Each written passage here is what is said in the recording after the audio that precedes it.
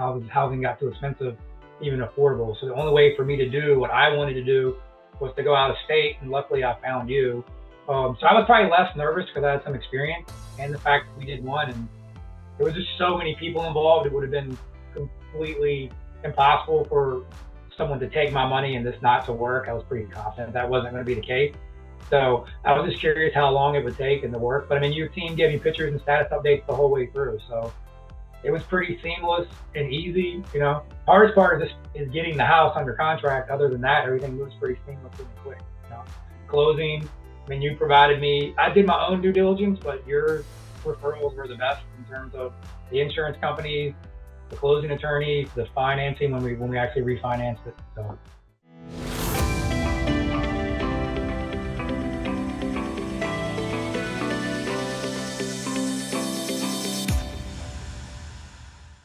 Hey guys, Rhett here. What is going on? I am so grateful. I'm thankful to have one of our clients on today, guys. This is Bo. Bo has been with us for about 13 months and he is just killing it. He's a great guy. He's a great investor. I'm really excited to bring him on the channel today because not only do I think he's an inspiration for a lot of you who watch these videos and want to get started, but this is a guy that has done a lot of stuff in real estate in a really short amount of time. And because of that, he has some really, really good perspective on what he likes, what he doesn't like, and what it is to invest in different kinds of real estate asset classes. So Bo, thanks again so much for coming on today. I'm fired up to have you.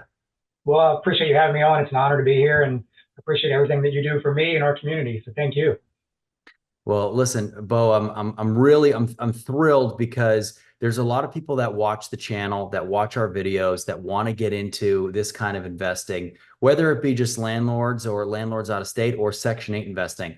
But you have a very, very unique portfolio because you are what I talk about all the time, diversified. You have different real estate investments kind of all over the place in different niches, believe it or not. And why don't you talk a little bit about, before we dive into your properties and what you and I have done together, let's talk about what kind of assets you have and which ones you really like. I have 10 total rental properties, right? 9 of those are Section 8 or have been Section 8. One of them is a college. The one that actually brings the most cash flow, $1,000 a month, is a college property that we rent out by the room. Right, so that has really good high cash flow. And believe it or not, of the 10 that I have, 3 and at 1.5, but 3 are mobile homes. So they're not considered real estate; they're DMV titles. So, which is interesting because I actually did do my first rental property was by accident because I had to move and figure something out. And then my second one was planned Section 8. And then after that, I didn't have a lot of money, so I found my way to mobile homes to help build cash flow. Yeah. And so now you have Section 8, you've got mobile homes, you have a student rental. Which one do you like the most of those? The Section 8. So Section 8. So How by come? far. Well, I like it for a couple of reasons. A, because the government guarantees the money, right? And then also, not to sound cliche, there's also some purpose to it, right? So you're providing something for people with low income that are a little more disadvantaged. So you're actually helping society, you're helping people, giving people a quality place to live, because I have been in some of these areas and see the opportunities in the places that they have, and being able to provide someone a good place to live and then also benefit from that financially is a nice thing, right? It's not always about the money. Don't get me wrong, I wouldn't be doing this if it wasn't a financial benefit to it, but that's really nice. I also look at macro trends. So I'm going to turn 47 next week, and I get my master's degree. I did a thesis on storage units, believe it or not. This was in 2000. I did my whole thing on building a storage unit. You'll love this too. At that point, there wasn't a bunch of franchise storage units, so I did my thesis on franchising storage units. I got an A, but the professor told me that there was no need to franchise storage units. It wouldn't work. Right? I love stories like that. I love when you're literally a decade before your time. Had you come out with something like that, you would have been like a multi-billionaire. But it's always funny that, the professors are like, oh, no, Need that. The next one was I can, and I won't walk through them all, but I got my first, it's like everything. I didn't I didn't have anyone hand me any money. I had to earn it all myself. And the saving up money for those down payments was insane. So I decided that I wanted to do, I saved up a big down payment. This was in 2008. And I bought my first Section 8 for $50,000 with like 12 grand down. But it took me and at that point, that was cash flowing like $100 a month. So today, that property is cash flowing $800, right? Because I've held it, right? But, and the property's worth $170,000. So, but at the time, I was like, well, I was going to these investment groups, and I had a guy that owned trailer parks that said, I will sell you trailers for 1 to 2,000, and then they're 8 to 10,000 to fix up, so 10, 12 all in, and they'll rent by Section 8, by the way. So I could Section 8 a mobile home, and he liked it because then I was on the hook for the lot rent, right? Because I'm the owner. So then I saw like all this money in mobile homes, and I got fascinated with it. And at that time, I was kind of meeting my wife, who thought it was weird that she found someone that was fascinated with mobile homes, mobile home parks. So like I went to mobile home university, and I had all these plans. My goal was to open mobile home parks. And by the time, it took me 10 years to advance through my career. And by the time I really had enough amount of money to do it, like the secret was out again, like Warren Buffett owns all the private equity came.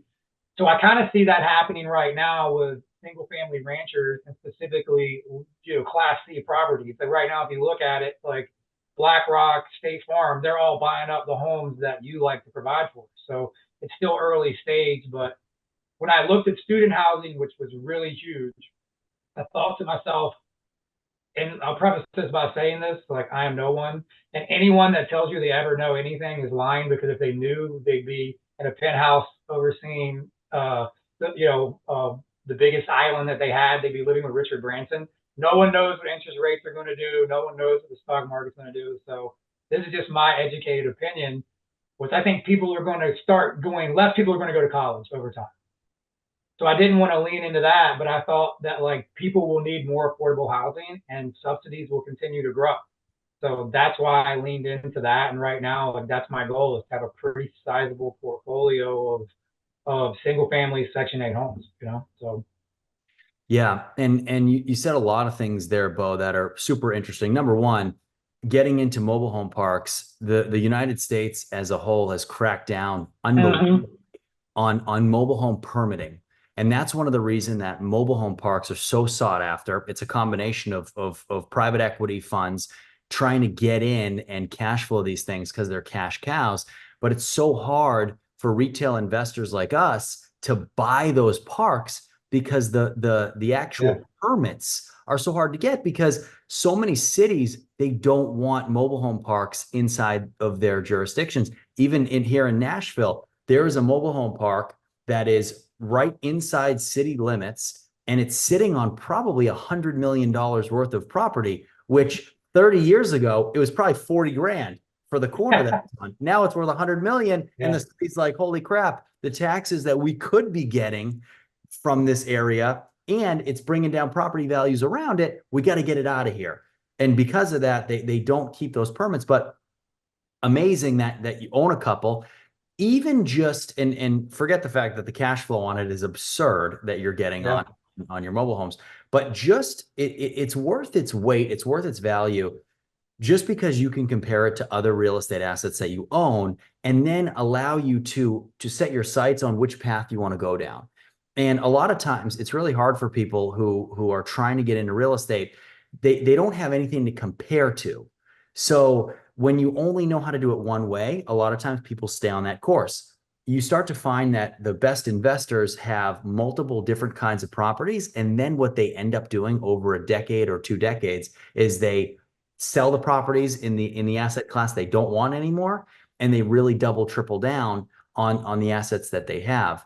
Now, you are the perfect Section 8 investor, because like you said, you are doing this because it makes money, absolutely, but you also take care of the people in your units. And I can tell you that firsthand, because I've overseen the construction that you've done on units. And, I think that what has been able to set you apart, Bo, is the fact that you have a team that is morally and ethically aligned with you, but also you're doing it.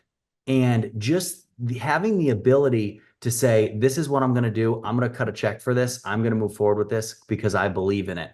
That really is one of the hardest parts in doing this. Where do you see your portfolio? So you're at 10 units right now. Yeah. And you mentioned that you want to stick to a single family approach. Why do Yep. you want to stick to that single family approach? Well, I think it's more scalable than everything else I'm doing, and my finances lean towards it, right? Everyone talks about multifamily, but multifamily, just like mobile home parks, what I found are anything that's under 100 units, it's really hard to get it. Everything over 100 units is all the private equity, all the big institutions are taking it on. Anything under, they're really distressed properties, and it's hard to find people to manage them unless you want to manage them yourself, and then they're extremely competitive. So I just found that I was, wouldn't say good. I understood and was capable of understanding and valuing a single family and then getting the Section 8 on. I also don't like, personally, and not saying anything else against it, I don't like the idea of multifamily class C or below, because I feel like, they're called the projects, right? And what I found is most people that live in those areas want to get out. So they want to get into my single family home. So just thought it was kind of an undesirable thing to do. It was a lot of headaches, and whereas I can do it in single family and do well with it and scale it. So that's the main reason. And you can really apply, like the thing that you're great at, you can apply that BRRRR method to, right? So you can multiply your money over time, over time, over time. You're not just putting the 25% down payment and also putting in the initial rehabs. You can get an ARV on it. What I mean by that is your after repair value, because like I said, I've been working with you specifically do the value add. So where we can add a bedroom to get more money, and it's easier to value with Section 8 because while the value of your property is going to be related to the comps, but the money that comes in is pretty steady based on the area and the number of bedrooms, right? So it's interesting. It's a lot. I feel it's easier. Let me get your opinion. It's easier to actually understand how much rent you're going to get in a Section 8 environment than in a general non-Section 8 environment, right? So Yeah. And that's huge when it comes to budgeting. And you mentioned the BRRRR. So Bo, we've done two properties together over mhm. roughly the last 12 months. One of them was a large construction BRRRR. The other Mhm. one was not. Yeah. Talk a little bit about those two properties, the differences, the similarities, and what you learned and what you like the best. Well, the first one, which I appreciate from you when we first met, you were like, hey, just you're not used to doing these projects. Why don't we just do what you're used to, buy a home and see if it works? Looking back on it, I probably just would have started with the BRRRR, but I appreciate your tempered approach.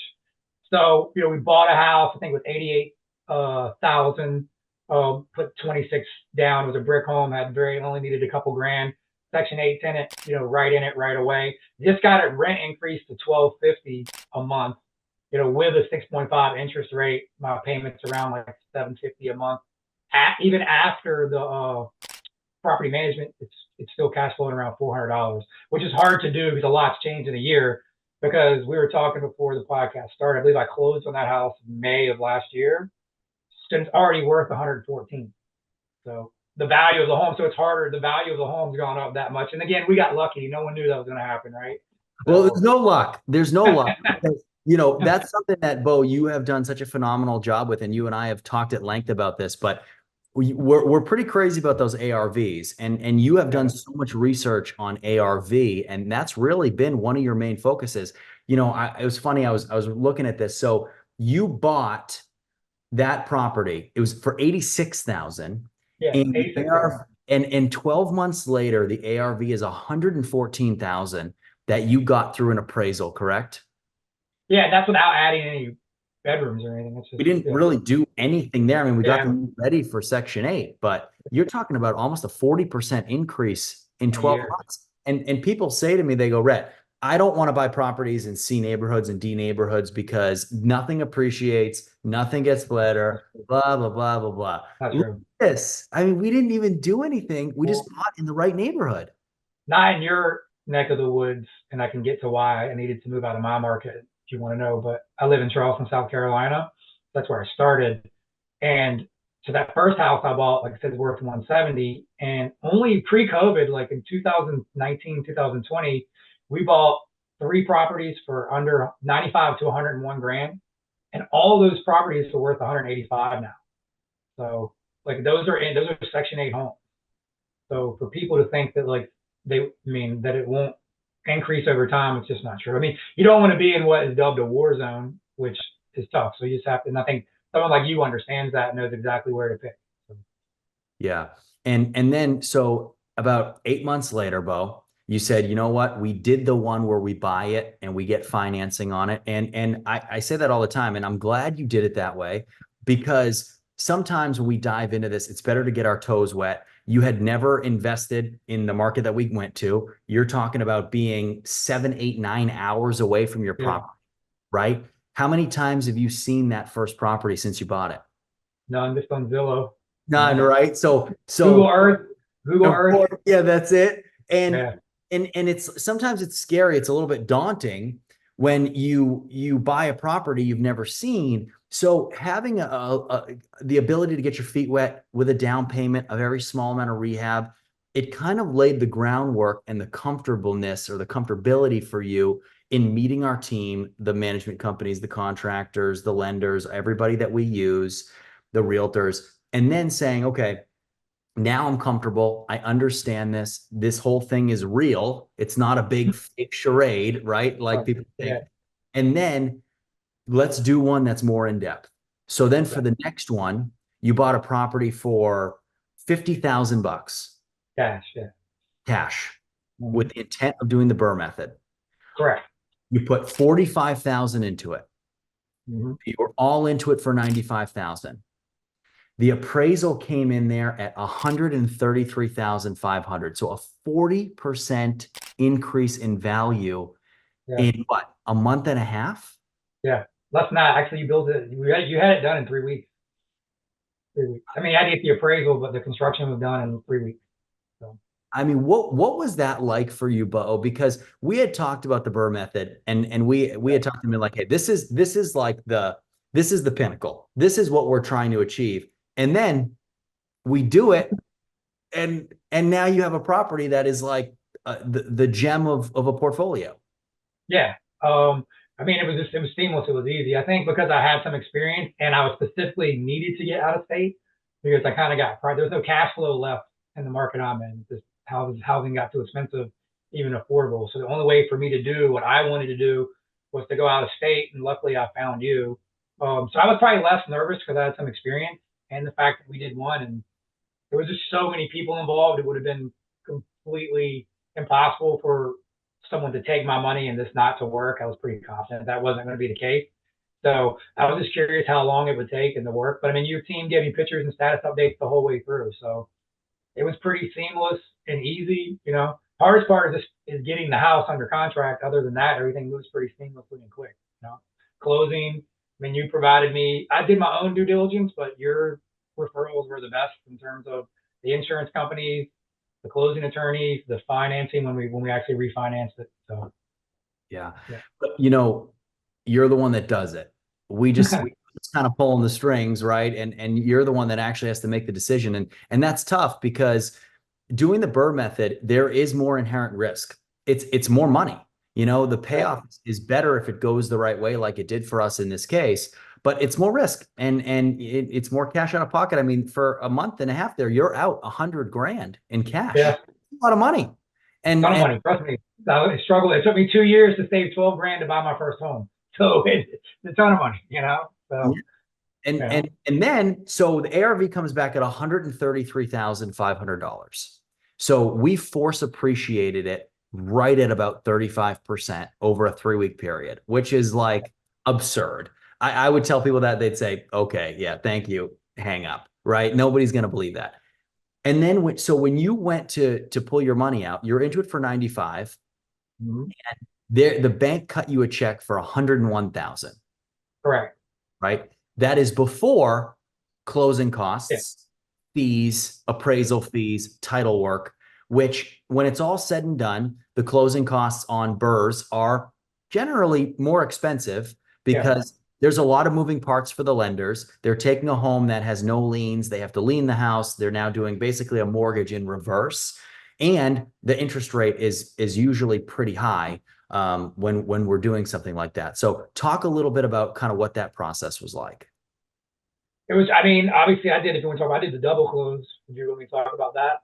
So, which is more expensive, but like I said, when I talk about the bottom line numbers, it was still insane, is ultimately you have a seasoning period of which, give you credit, I've been in lots of different mastermind groups and things, and no one's ever been able to tell me how to get out of the seasoning period. So you were able to kind of help me through that. One of the ways you get out of your 6 month seasoning period, so if you buy a home for cash and you rehab it for cash, you have to wait 6 months because which is, I think it's crazy because they still call it a refinance even though you've never financed. So they still call it a refinance. So you have to wait at least 6 months. So if you don't want to tie your money up for 6 months, you want to pull it out, the way you do a commercial loan. Okay. So I did a commercial loan, which I had to pay the closing costs, which were a little over $5,000. Now that rate was 10.99, but albeit I never paid a payment. So you keep the loan for 30 days and usually your payment's like 8 weeks out. So when that 30 days hit, I was eligible for a conventional loan, which I refinanced again for another $5,000, right? And I got a 7.6% conventional rate on the loan, right? So the principal and interest is $922 a month. I already have a voucher and a renter, although I wish the renter's still not in because Section 8 is slow, but it's $1,367, 100% paid by the government, right? So 10% management fees, $137. So that's $308 of cash flow. I kept everything. So while it's being built, I had to pay utilities and I had to pay insurance. I would tell this to anyone getting involved with anyone in real estate is everyone talks about just the cost of the property and the return.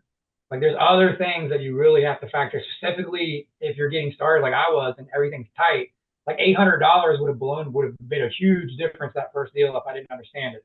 So all the utilities while I was running and 2 rehabs, I was out $8,600, 8,600, right? So the cash on cash return on 308 a month is 43%. Yeah, I mean, it's absurd. Right? Yeah, so that's like two. And then I always tell people like to quote that number, which isn't real because you have maintenance and reserve. So I always put 10% of the monthly, so 137 always goes away. So that still leaves $171, which is a 24% cash on cash return with reserves. And this is a brand new home that shouldn't need a lot of repair, right? So that's another reason I like your program is the deferred maintenance. Typically you buy these, I've done it with all my other homes. I've had to replace roofs. I've had to replace HVACs. That could happen. You never know. There's things that could happen. They could get stolen. The tree could fall on the house. But for the most part, like it should be 15 years before I see anything major like that. And by then, the house would probably quadrupled in value, and I could just refi out to do the maintenance. At the rate that your houses appreciate, Bo, it might be worth $10 million in 15 years. If we keep going at this rate, 35% a year, 40% a year. It was unique. The last 10 years have been unique in investing, whether it's the market. So. They have been. And you bring up a very interesting point. Now, when it comes to the kind of sidestepping of the seasoning periods, that is a process that really nobody knows about. And when you go from a bridge loan, which is that commercial loan that you talked about at 10.99%, you don't make any payments on it because it's a paper loan. It's basically a paper loan that says, oh, he has a loan, and then we're going to refinance that loan right away. And what happens is then you can refinance quickly. The only caveat to it is it's more expensive. Yeah. And, the alternative is you would have waited 6 months and you would have continued to pay holding costs. And that's another thing that you bring up is holding costs. And that is, you're so right. And Bo, having you on today is so important to me because you go from a place where your first rental property, you're literally having to count the money in your bank account to see if you can do it. Oh yeah, barely. Yeah. I was single, still living I was renting month to month. Like I didn't even own my own home, and I was buying a rental property. So, isn't that unbelievable? And now you're spending $100,000 in cash and saying, yeah, I'm going to do the BRRRR method and just 100 grand cutting checks. I remember on some of my first rental properties, out of money, failing Section 8 inspections, out of money. I can't have anybody go fix them. So I'm going to these properties, I'm on my hands and knees changing outlets. And Yeah. on YouTube, watching YouTube videos, trying to learn how to do wiring and try to do plumbing and fixing leaks. So I know what that's like. And now you're in a position, you've come so full circle. It's so cool to see, but it's so important because if you don't keep in mind, and that's why we always talk about having a reserve. So we might budget 30K, we only want to spend 25. We might budget 110, we only want to spend 100. And because we're going to have expenses that we don't expect. And sometimes closing costs might be an extra 10%. They might be $1,500 more than we expected or $800 more. And we have to be able to cover that, because if we don't, all of a sudden we're flying down the highway towards that refinance or towards that purchase, and everything has to hit the skids. So, Bo, if you could talk to some people right now who are watching this video and they see you and they're like, damn, I'm in that position. I want to be where Bo is, and they're where you were years ago when you first started. Yeah. What would you tell them? Well, I have a long way to go, right? So, I mean, the biggest thing I would tell them is you got to budget yourself, right? Because I've dabbled, so I don't want to say these things don't happen, because I know a few, but they're very, very few and far between, because all you like to see on social media is about creative financing and, people that'll do lease options and owner financing. They're just so few and far between. They're really hard. And specifically when you're brand new, people don't want to do it with you. If they do it, they want to do it with someone who has an actual company and has been around for 30 years. So to get started, you're going to need a little bit of money. That's just the thing that I think to get started, that's what you have to do. I think getting started, the main thing is save some money up so that you can do it. And also, with this day and age, the technology being the way it is, don't be scared to look outside of your local markets, right? Specifically, if you don't have a lot of cash, and like most people are or the majority of the population is living close to major cities, right? Not everyone, but most of the better deals aren't in those areas, right? So it's tough. Like if you're living in New York Metro, if you're living anywhere in California, if you're living in Chicago, to get started. So I would say save money and look outside your area. And then the other big thing is just you're going to have to network and talk to people that have done it before. So that's the big one. And then the biggest piece of advice I would give anyone, because people that know me now are baffled that like I'm buying right now with interest rates where they are, is buy the deal. If the deal makes sense, buy it. Because the deal I just told you about at an 8% interest rate is still making me $171 a month. So don't speculate, buy the deal. That's what I would say. So many people, specifically where I'm at in Charleston, South Carolina, all of my buddies involved in real estate here, they aren't investing, they're speculating.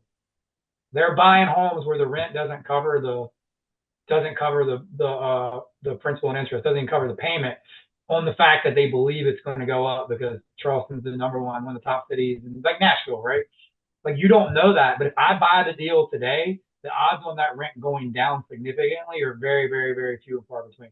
So I would tell people, save money and buy the deal. Don't worry about it. If the deal makes sense today, it'll make sense 20 years from now. But don't try to make the deal make sense because you're excited. That's the thing I would say. Yeah. And I kind of had that advice early on from some people that I was lucky to tell me, always buy the deal, So. Yeah, but you're also very patient. You and I have looked at a lot of deals, right? Yeah. And a lot of deals haven't penciled. I mean, how many properties have we inspected where you and I start going over the rehab scopes and they don't work? ARV. Yeah. I probably have to get a little more less conservative, but I'm also at a point where I can, because I do have some pretty big, I don't know if they're big, I do have some goals I want to hit with my properties in the next few years. Well, you're going to hit them. And guys, please, if you have questions for Bo, drop them in the comment section below. Bo, thank you so much for coming on here today. I appreciate it. And I know that so many people who are watching right now appreciate it as well. And guys, I'll keep you in the loop on how Bo's doing. And Bo, hopefully in the next 12 to 24 months, we get you back on here again when you hit 25, 30. That's the goal. Thank you. All right, guys. Bye.